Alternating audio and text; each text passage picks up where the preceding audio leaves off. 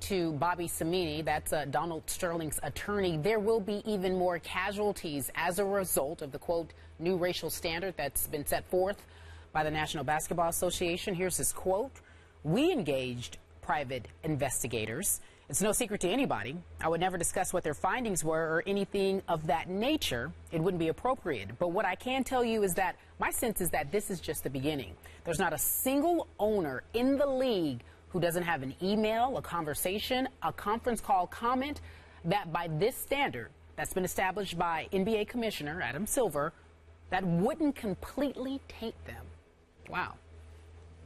Stephen A. Samini says this is just the beginning. Your take on it all?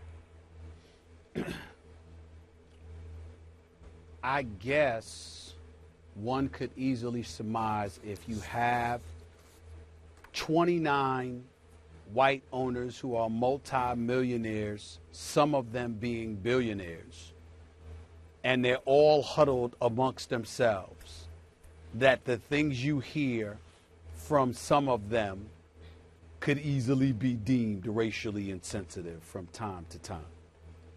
Would a black person sitting around as a fly on the wall expect to hear nothing that they would find remotely insensitive, or dare I say racist? Possibly not.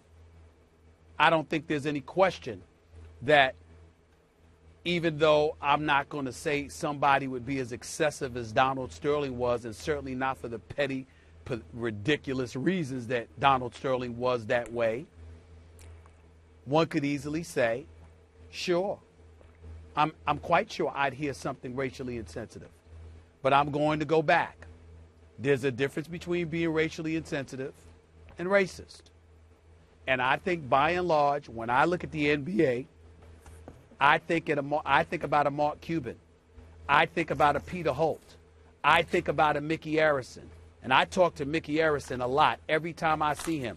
He's one of my favorite people in all of the NBA. I've heard negative things said about David Stern.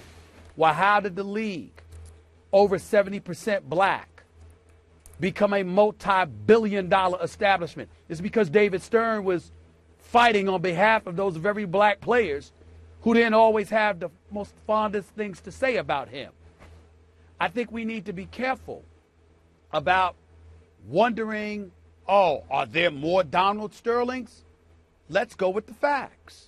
The fact is that there hasn't been another Donald Sterling revealed.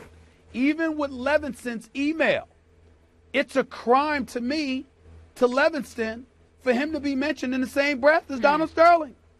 He had an email. On the email, he talked about black attendance at the club, 90%. In the audience, 7%, 70%.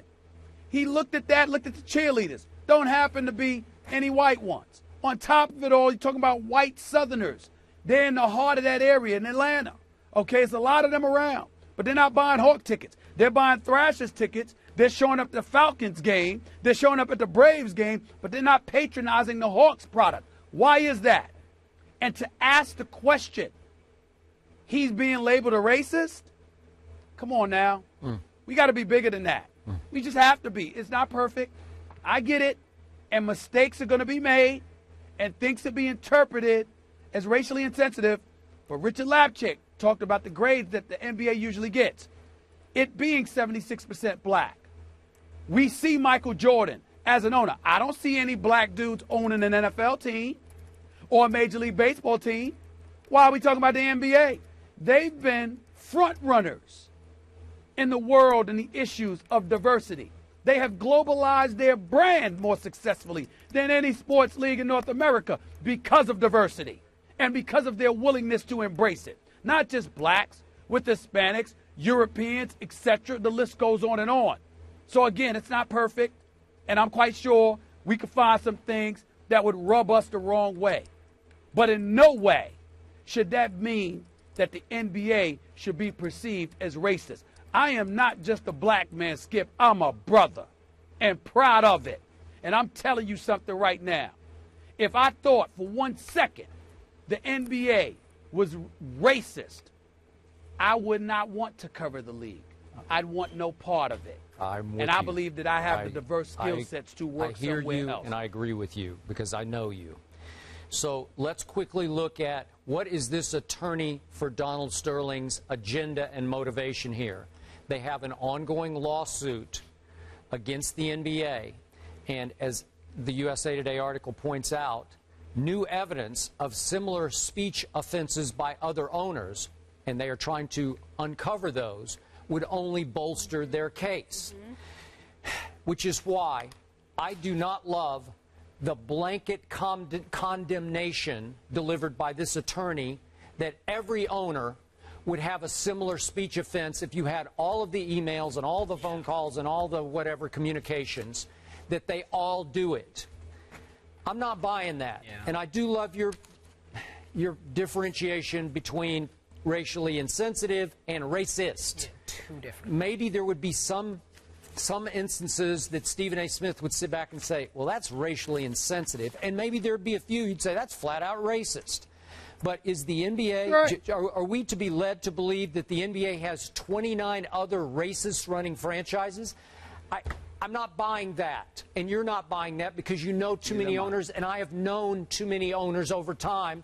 And maybe out of naivete, they might have a slip of the tongue that you would say, you can't say that. Yeah. That doesn't come across right. You know, be That's careful all. with that. Well, no, That's and you're, all. very, Didn't and sound you're right. very aware of that. You'll say, I don't know if I can say that. That's why you're very differential. Stephen A. is, you go. Yeah. You tell me how go. that is. You go. let me know. Okay. But bottom line, a lot of this is what they call saber rattling. You're trying to instill fear that there are skeletons in every closet that are about to be dragged out into the national media spotlight, and we're still waiting, Sterling and company and attorneys. All We're right. still waiting. To be continued. Coming up next, does the